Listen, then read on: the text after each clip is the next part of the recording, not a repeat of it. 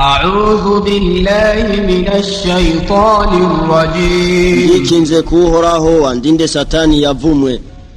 Qur'an nyeranda kigabano cyambere uhoraho avuga ati Bismillahirrahmanirrahim. Izina ry'Imana nyene imbabazi nyene impuhwe. Alhamdulillahi rabbil alamin. Ugushimagizwa n'ukuhoraho umukama w'ibiremwa. Arrahmanirrahim. Nyene imbabazi nyene impuhwe. Maliki yawmiddin. Umwami nyene kuganza umunsi w'ihembwa. Iyyaka na'budu wa iyyaka nasta'in. Mukama ni wowe gusa dusenga kandi ni wowe tuzekifashanyo. Ihdinas siratal mustaqim. Yobore rero mu nzira igororotse. Siratal ladhina an'amta alayhim ghayril maghdubi alayhim waladdallin. Ya nzira wayoboyemwo abo wahezagiye atari ya babandi warakiye canke abamwe batakaye. Qur'an nyeranda kigabane cya 78 uhoraho avuga ati Bismillahirrahmanirrahim. Izina ry'Imana nyene imbabazi nyene impuhwe. Amma yatasaalun. Ni kuki babazanya? Anin naba'il azim. Niko nkuri hambaye izuka ry'ibiremwa. Alladhi hum fihi mukhtalifun. Niyobo batumvikanako. Kalla sayalamun. Oya nibahahe begereje kuyimenya. Thumma kalla sayalamun. Kandi nibahahe begereje kuyimenya. Alam naj'alil arda mihada. Mbega isi ntitwayizisaso. Wal jibala awtada. Kandi n'imisozi tukayigira inkingi z'isi. Wa khalaqnakum azwaja. Kandi tubaremamwe abagabo n'abakenyezi. Waja'alna nawmakum subata. Kandi tugira itiro ryanyu nk'urupfu. Waja'alna al-layla libasa. Kandi tugira umwijima w'ijoro kwari nk'umwambaro. Waja'alna an-nahara ma'asha. Kandi tugira umurango kwari nk'ukuzuka. Wabanayna fawqakum sab'an shidada. Kandi twubaka hejuru yanyu amajuru ndwi atsimbataye. Waja'alna sirajan wahhaja. Kandi tugira itara ry'umuco n'icokere. Wa anzalna minal mu'sirati ma'an thajjaja. Kandi tumanura amazi yisuka ava mu bicu imvura. Linukhrija bihi habban wa nabata. Kugira ngo kubgayo mazi tumeze imfungurwa z'intete n'ibindi bitegwa. Wa jannatin alfafa. N'amashamba arimwo ibiti bizitanye. Inna yawmal fasli kana miqata. Ukaba nkako umunsi w'umuhero wagenewe igihe ntabanduka. Yawma yunfakhu fis-suri fata'atuna afwaja.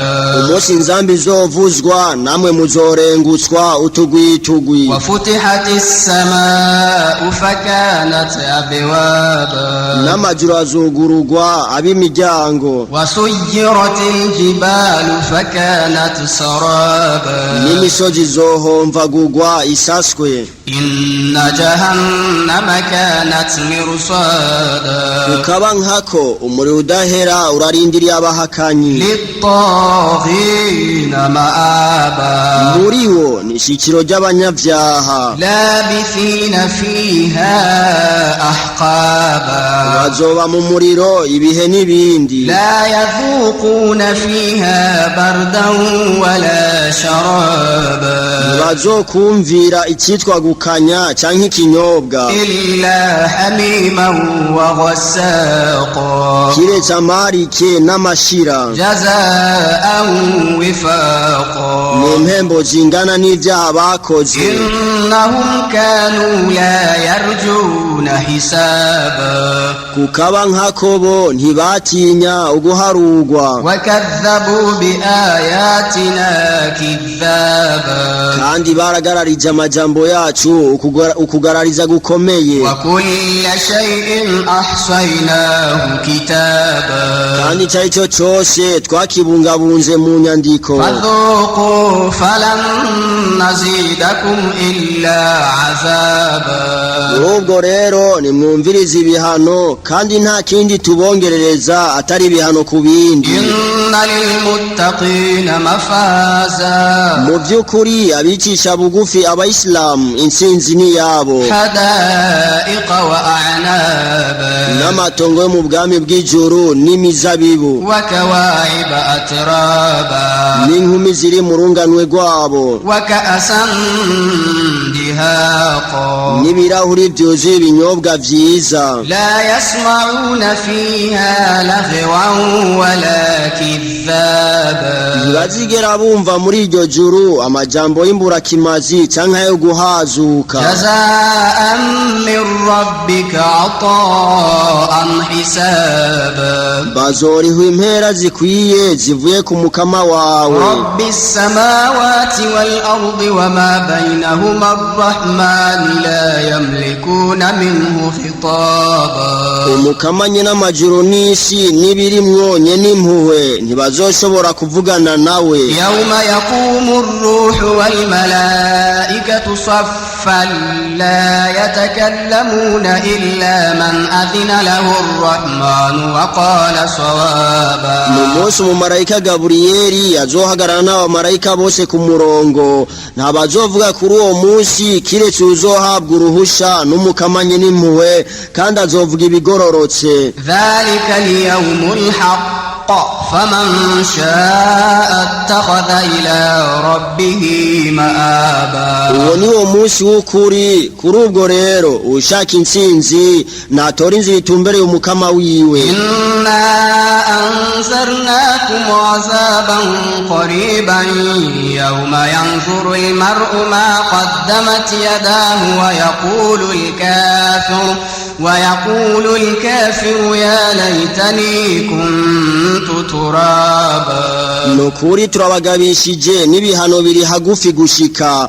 umunsi umuntu wese azokwibonera ivyo yakoze n'amaboko yiwe abiri, nawe umuhakanyi azovuga ati esiyo nibera ivu.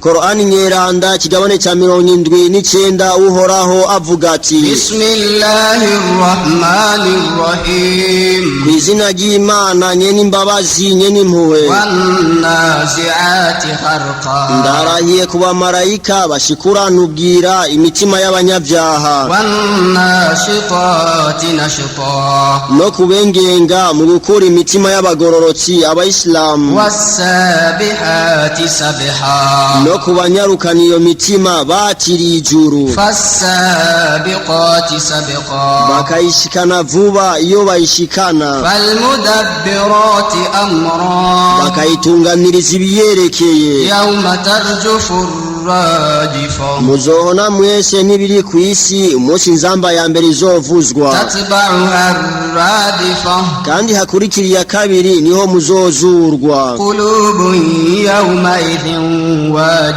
kuri uwo munsi imishaya y'abahakanyi izohinda agashitsi, absaruha khashi'a, n'amaso yabo azokondogwa. yaquluna a inna lamarduduna fil hafira, abahakanyi ku isi bavugana agashinyaguro bati mbega nitwazugwa tuzosubirana indemo nka mbere, a idha kunna 'idhaman nakhira, naho tuzoba amagufa yabunzwe. qalu tilka idhan karratun khasira, bavuga ibyo ku gashinyaguro bati none ingaruka yacu n'amagorwa. innama hiya zajratun wahida, kukaba nkako uyo muhero uzoba nk'ukuvuzwa induru rimwe, fa idha hum bisahira, mukanya ibyo biremwa bizokwisanga ku isi nshasha. hal ataka hadithu Musa, mbega warumvise inkuru ya Mose idh nadahu rabbuhu bilwadi almuqaddasi tuwa, igihe umukama wiwe yamuhamagarira mu kabande keranda Tuwa, idhhab ila fir'auna innahu tagha, aramubwira ati genda kwa Farao mu by'ukuri we yarenze ihaniro. faqul hal laka ila an tazakka, فزكى umubwira uti mbega urashaka kwiyeza وأهديك إلى ربك فتخشى kugira ngo ndakuyobore ku mukama wawe umwubahe فأراه الآية الكبرى nuko yereka farawo ibitangaro bihambaye فكذب وعصى ariko farawo aragarariza kandi aragabitanya ثم أدبر يسعى hanyuma asubiza umugongo inyuma kandi abuza abantu kuyoboka Mose فحشر فنادى nuko yegeranya abantu kandi arasemerera فقال أنا ربكم الأعلى aravuga ati ni jewe umukama wanyu wo hejuru فأخذه الله نكال الآخرة والأولى niho Imana yamufata mu kanigo iramucumukuza kubera iryo jambo rya nyuma no kubera irya mbere إن في ذلك لعبرة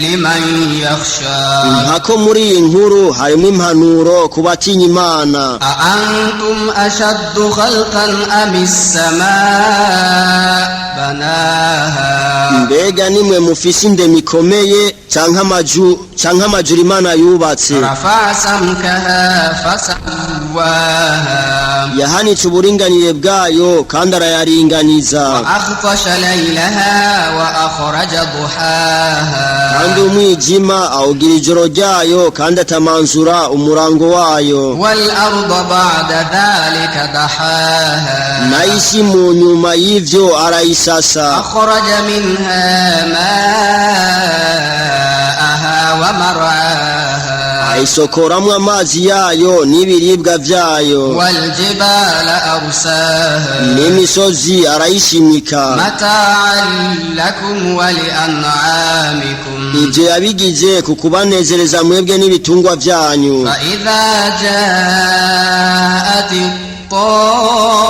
الطامة الكبرى nuko rero aho ico kiza gikomeye c'ukuzuka kizoshikira يوم يتذكر الإنسان ما سعى umunsi umuntu azokwibuka ivyo yakoze vyose وبرزت الجحيم لمن يرى n'umuriro uzoshigwa ahabona kuwubona فأما من طغى nuko rero uzoba yaragarambarariye Imana وآثر الحياة الدنيا agashira imbere ibihenda amaso ubuzima bw'isi فإن الجحيم هي المأوى nukuri azoshikira mu nyenga y'umuriro وأما من خاف مقام ربه ونهى النفس عن الهوى nayo uzoba yaritwararitse kurengutswa imbere y'umukama wiwe akabuza umutima wiwe gucumura فإن الجنة هي المأوى nta nkeka azoshikira mu bwami bw'ijuru يسألونك عن الساعة